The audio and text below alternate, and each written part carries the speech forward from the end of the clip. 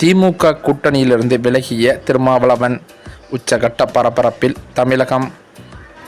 வருகின்ற 2026 சட்டமன்ற தேர்தலில் திமுகவிடமிருந்து அதிக தொகுதிகளை கேட்போம் என்று மார்க்சிஸ்ட் கம்யூனிஸ்ட் கட்சியின் மாநில பொருளாளரான சண்பகம் தெரிவித்துள்ளாராம். அது மட்டுமல்லாமல் இது தொடர்பான விவாதங்கள் சூடுபிடித்துள்ள நிலையில் தற்போது விடுதலை சிறுத்தைகள் கட்சியும் இதே நிலைப்பாட்டை எடுத்திருக்கிறதாக தகவல்கள் வெளிவந்து கொண்டிருக்கிறது. அதிக தொகுதிகளை கேட்போம் என்று அக்கட்சியின் தலைவரான திருமாவளவன் கூறியுள்ளது தற்போது பெரும் சர்ச்சையை கிளப்பியிருக்கிறது. பெரம்பலூரில் செய்தியாளர்களுக்கு பேட்டியளித்த போது சிபிஎம் கூடுதல் தொகுதிகளை கேட்கிறதே, விசிக்கவும் கேட்குமா என அவரிடம் கேள்வி எழுப்பப்பட்டது. அதற்கு பதிலளித்த திருமாவளவன் கூறியிருப்பதாவது: அரசியல் கட்சிகள் அப்படித்தானே யோசிக்க முடியும், குறைவான தொகுதிகளை கேட்போம் என்று சொல்லவே முடியாது. எனவே நாங்களும் இதைத்தான் சொல்கின்றோம்.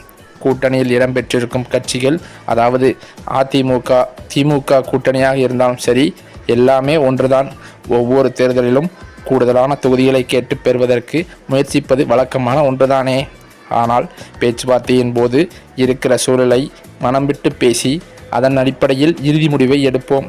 எங்களின் தேவைகளை கூட்டணி தலைவர் என்கின்ற முறையில் அவர்கள் உருவாக்கக்கூடிய குழுவிடம்தான் பேச வேண்டியிருக்கும். அவர்களுக்கும் எல்லா கட்சிகளையும் அரவணைக்கக்கூடிய ஒரு பக்குவம் வேண்டும். இடம் கொடுக்க வேண்டிய தேவை இருக்கிறது. கூடுதலான இடங்களில் போட்டியிட்டு தனிப்பட்ட முறையில் தனி மெஜாரிட்டியுடன் வெற்றி பெறும் விருப்பத்தில் அவர்களும் இருப்பார்கள் அல்லவா என்று அவர் கூறியது தற்போது பரவலாக பேசப்பட்டு வருகிறது. அதே சமயம் தேர்தலை பொறுத்தவரை எல்லாவற்றையும் கணக்கில் கொண்டு கருத்தில் கொண்டு நாங்கள் ஆலோசித்து முடிவெடுப்போம்.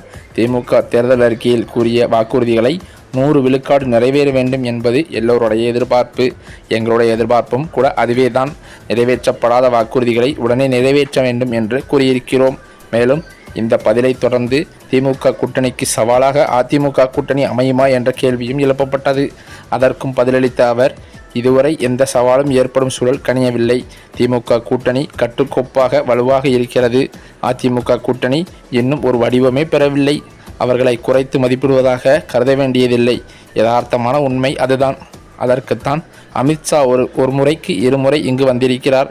கூட்டணி ஆட்சி அமைக்கப் போகிறோம் என்று அவரும் கூறியிருக்கிறார். அதுவும் குறிப்பிடத்தக்கது. பாஜக எதிர்பார்ப்பதற்கு மாறாக ஏற்கனவே கூட்டணியில் இருந்த கட்சிகளே அதே கூட்டணியில் இணைவதற்கு தயக்கம் காட்டி வருகின்றன.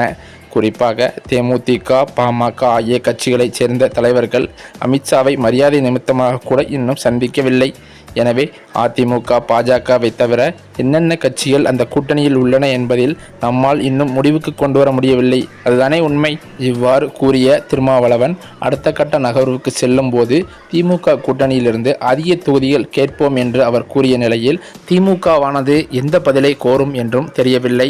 அது மட்டுமில்லாமல் அதிக தொகுதிகளை திமுக கொடுக்காவிட்டால் திமுகவின் கூட்டணியிலிருந்தே நாங்கள் வெளியேறுவோம் என்று அவர் கூறியதாக தற்போது அதிர்ச்சி தகவல்கள் வெளியாகியுள்ளது.